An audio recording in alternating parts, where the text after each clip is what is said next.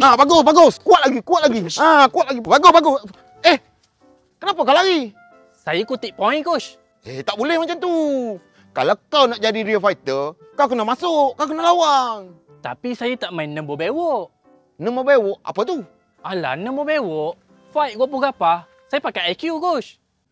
Sekarang ni orang dah pakai AI lah. Coach, AI dengan IQ tak sama. IQ ni kita fight dalam bijak.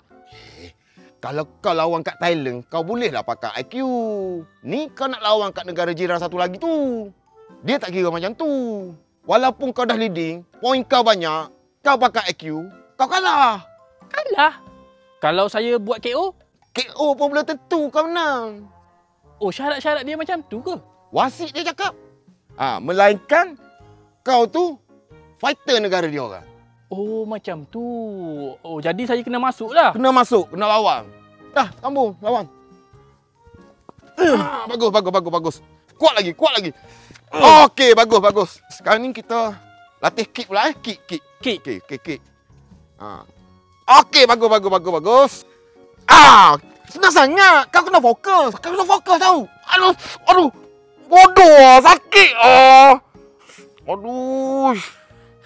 Tak, sekarang ni siapa yang tak fokus, siapa yang fokus, Coach? Tak naklah aku ajak kau. Dah lah. Sakit aku.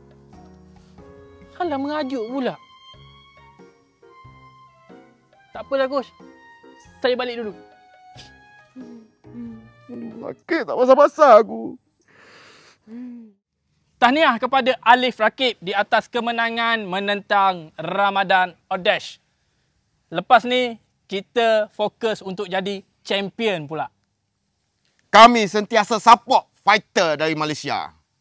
Tahniah, Alif Rakib.